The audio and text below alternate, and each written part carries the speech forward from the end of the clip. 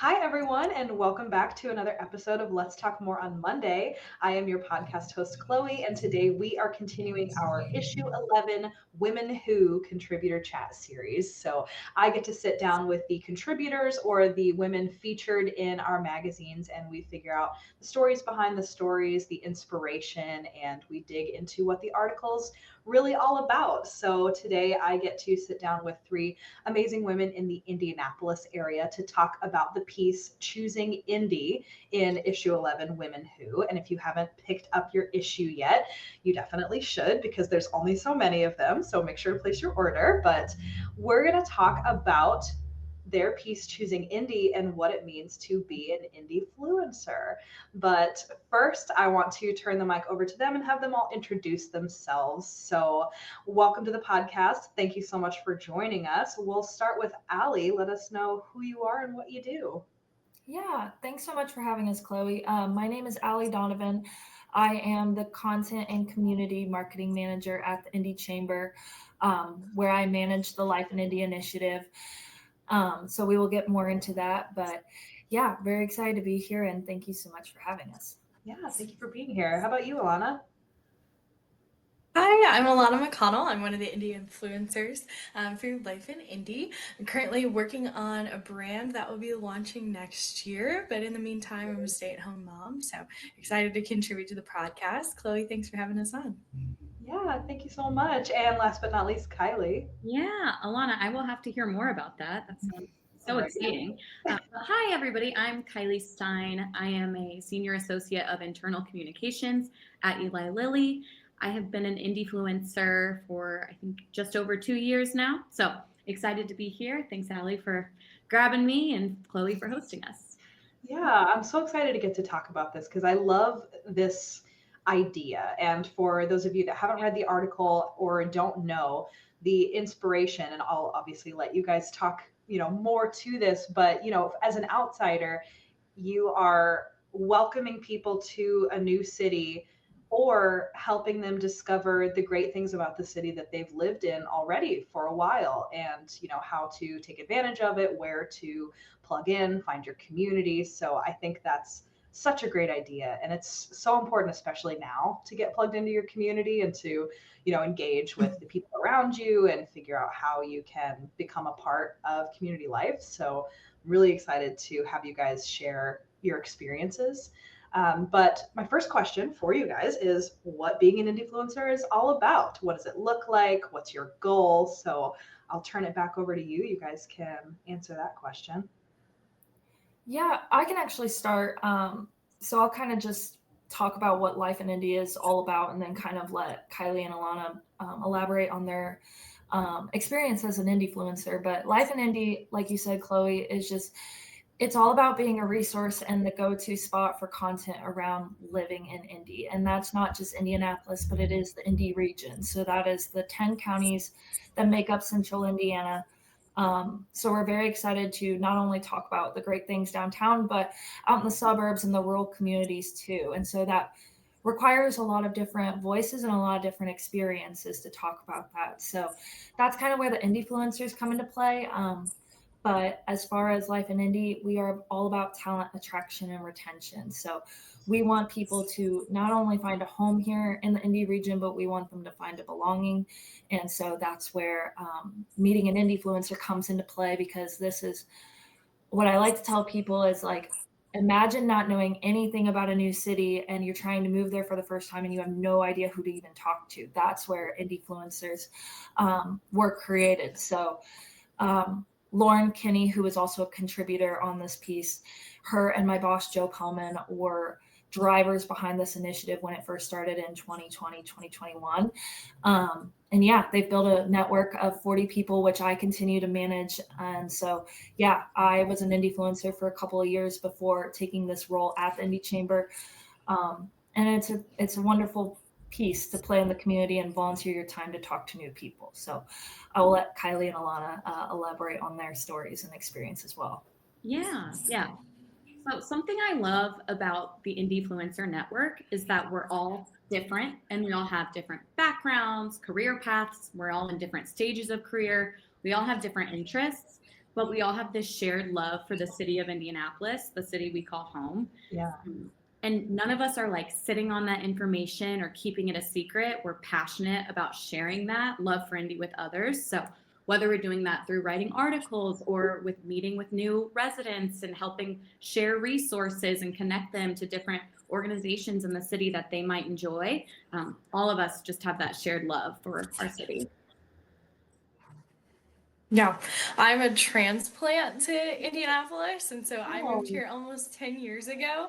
And for the first couple years that I lived here, I stayed in 2 zip codes where I worked and where I lived, and didn't really get to explore much of Indianapolis until I plugged into a community here and got to meet a couple different people. So having something like Indyfluencers, or Life in Indy as an organization, I think would have been really influential in helping me kind of make that step here, to move to Indianapolis without knowing too many people. But I've been an Indyfluencer now for 3 years.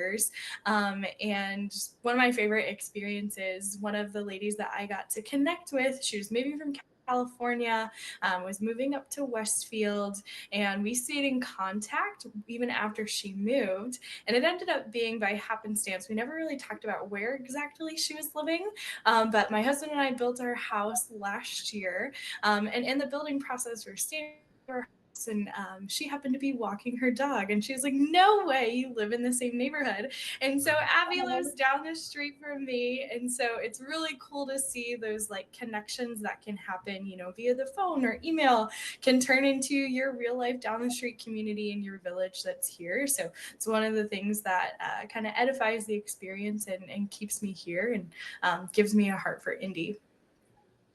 That's so awesome. And it really strikes me how far and wide your reach is as well. I know Allie mentioned, getting out into the suburbs and the rural areas. And I think that's definitely important because I think about, like the Visit Indianapolis, like, tourist divisions, you're doing their work for them, right?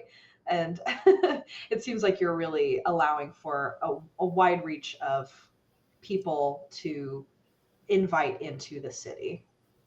Yeah, absolutely. Yeah, it's so fun to make content. I mean, it's fun to be able to live in a place where you can brag about where you live and like be so proud of it. Kind of what Kylie and Alana both said, just like there's a pride that goes behind it, but then creating content around it, telling that story and allowing other people to tell their story on our platform as well. It's really fun. And I think it brings a lot of authenticity to life in Indy as a whole. Yeah, you get to see real people actually living their lives. Yeah. So my next question for any of you really is, how do you use this platform to support new residents to Indy, make them feel like it's their new home? Yeah, so I could kind of tell you how the process goes, as far as basically the idea is when somebody, a prospective resident or a current resident, is looking into Indianapolis, the hope is they find Life in Indy on, just a simple Google search or something like that. But and it drives them to the Indyfluencer page. And so there, again, kind of what Kylie was saying of like everybody there is with a different background, whether that's where they work or where they grew up or how they arrived at Indy. And we've got these fast profiles, some fast facts about each of the Indyfluencers. And they're even, available all different places of Indianapolis, different neighborhoods, different suburbs. But the idea is that a prospective resident or even a current resident would find somebody that resonates with them, and they would request a meeting with them. And so it comes then to me, and then I match those folks together. Or if you don't go through the profiles, you can just fill out a general form, and then I then get the request and look at who a good Indyfluencer is, who has availability, who has the capacity to reach out to you, because we do value that, making it important that, you will hear back from somebody. And yeah, as deep as it goes, some people don't live here yet. And so it's just a hope that they can communicate through email or on Zoom. Some people do live here, and if it's up to the two parties, they can certainly meet for coffee. But yeah, that's kind of what that process looks like, and it's worked really well so far. I can let Kylie and Alana talk to just how they make somebody feel welcome too. Yeah, I love kind of the matchmaking aspect of it. Yeah. No, yeah, that's super fun. I think something that Allie talked about or briefly touched on was meeting people for coffee. I love meeting new residents for coffee at a local spot, like in their neighborhood. First, because it's an excuse for me to explore a different part of the city, but it's also a way for them to find a place that could be like a regular stop for them, that they could start to make it feel, like you said, Chloe, like home. Yeah.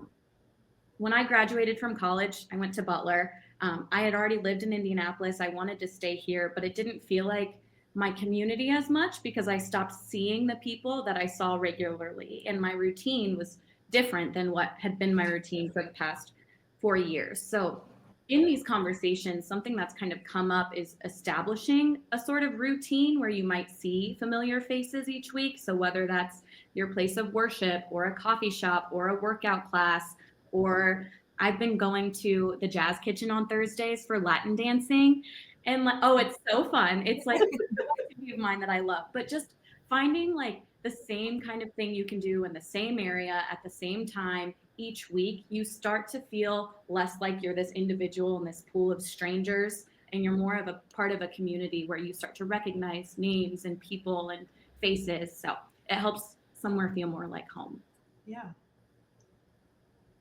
Yeah, I think one of the greatest things is when you make the connection between what people really love about their current home or their current space and, where they can find something similar in Indianapolis, I think is always the easiest connection because people are looking for that familiarity and that comfort of, I really love the run club that I'm a part of and I'm really sad to leave and I've built a really great community. And it's like, there's so many different running and walking clubs all throughout Indy, try a few. And so I feel like the connection point of something that they really love and enjoy and what they feel like is a connector to the community and finding what kind of is that replica here in Indianapolis. They're pointing them towards that direction to where immediately once they get here, it feels like home in a sense. I always tell people Indy is as big as you make it. We have that small town feel, but it's a big city with big opportunities. And so, you can limit what you want your experience of the city to be. If you want to get out there and get involved in a ton of different things and go all over the city and explore different places, you absolutely can do that. But if you want to kind of zone into where the little neighborhood that you're living in and plug into that local community, Indy is as big as you make it. And so connecting people to those things that make it feel most like home or make it more comfortable for them to make that transition, I feel like is the best way that we can kind of support and rally around them. Yeah. You've all mentioned things that, already answer my next question, like feeling like you're home, finding your community. But if we break it down to like its basest idea, why is it so important for people to engage with the communities that they're in? Yeah, I think it does build a sense of belonging, right? Like you want somebody, especially a new resident, to enjoy where they live. Everybody deserves to love where they live. And so I think Life in Indy has really provided like bridging that gap of just like getting things in hands of people who don't know where else to go. And so whether that's content of like, again, we have endless articles, some that have even been written by these couple of ladies here, like of, it's like, what run club do I go to? What coffee shop should I go to? We just had an article released that's like about ice cream shops around the Indy region. And so like we had a couple of authors literally go all over the 10 counties and look at ice cream shops, which is really fun. But then there's that deeper thing of just, again, it's like, again, I just go back to somebody not knowing a single soul here. And it's like, who do I talk to? What do I do? Like, besides going to Reddit and just like talking to a real person. And I think there's just something a little unmatched about that. It's just like that provides such a clear vision. And that can go from everything of like, again, what's your favorite thing to do in Indy to where should I live? I mean, I've had people who I've talked to through Life in Indy and through a couple other initiatives of our program that have just like, they're like, what's a Broad Ripple? And they don't know the like neighborhood. And it's like, yeah, of course you don't, because you're not from here. You don't know anything about central Indiana. So providing some education around it too has been really important for life in Indy, and just again building awareness and bridging a gap. Yeah. I think engaging. I think the biggest thing. Go ahead. You're good. I think what I've seen why it's so important to engage with the community is because you know what's going on in your own backyard. I was living here through COVID, and I was in college at the time, and restaurants left and right were worried about closing their doors, and everything was closed, and we were kind of suspended in this midair kind of space, and what I've learned is the Indy community is so willing and ready to support local and small businesses. And so when you recognize that, hey, my favorite, Chinese buffet down the street is really struggling, like the community shows up and shows out for those small business owners. And, that's something that's really touched me because I don't come from a community like that. And so to be in a place where people are like, how can we support one another and stimulate our local economy, I think is something that's really unique. But the more you engage with your community, the more you know what's going on in your own backyard and how you can kind of be a voice and shine your own light and kind of fill the gaps as needed. But if you're not engaged with your community, you might not know that some of those things are going on. Yeah, well said. Yeah, I completely agree. And Alli, I want to touch on something you mentioned about connecting with a real person to be engaged in your community. Indy Chamber does a lot of work with IndyHub, and IndyHub saying is like people make the city. And I think that's so true. Like in the olden days and early civilization, like your village was all that you knew. So those were the people that you dined with, that you worked with, that you shopped with, or I guess traded, barter system back then. But now like this digital landscape connects us with people all over the world, which is amazing and has so many benefits to that. But at the same time, it's so important not to lose the connection with like your neighbors in your local community. That's really the easiest place to make the biggest impact and really work toward a better quality of life is in your own local community. So I think that's why it's just so important to engage with your surroundings in your neighborhood. Yeah, absolutely. Thank you all for joining me, for weighing in about the importance of community and letting us know what life in Indy is all about. Before we go, if people are interested, if they want to connect with you or with the organization, how can they do so? We'll start with you, Alli. Yeah, so if you want to either read our content or get connected with an Indyfluencer like Kylie or Alana or any of the other 40-some people on there, visit lifeinindy.com. That's where we got a lot of content ready for both new and current residents looking to get more informed about the Indy region. And then also our social page is very active. So I would recommend our Instagram page. It is the most active of our platforms, but at Your Life in Indy is a great place because we partner again with a lot of content creators to provide diverse experiences and just to let us know what they're doing and recommend recommendations throughout the city. So that's what I would start with. How about you, Alana? Yeah, I would say if you want to connect with me or again, find an Indyfluencer that matches your personality type or your lifestyle or background, go ahead and check out the Indyfluencers page and find someone that you can connect with. And then if you want to find me personally, LinkedIn is the easiest thing. So if you just look up Alana McConnell, you can find me. Amazing. And again, last but not least, Kylie. Yeah. Well, I'm on the Indyfluencers page. Let's start over. Yeah, so I'm on the Indyfluencers page, but also you can find me on LinkedIn at Kylie Stine or on Instagram, Miss Kylie Grace, or on Thursdays at the Jazz Kitchen, 8 p.m. You can come do Latin dancing with me. So. Yes, girl.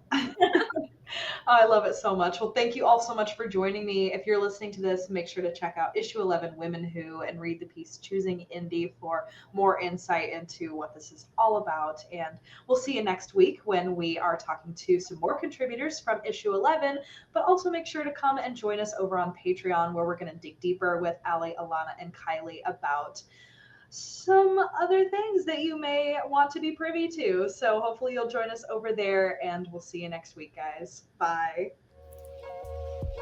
Bye.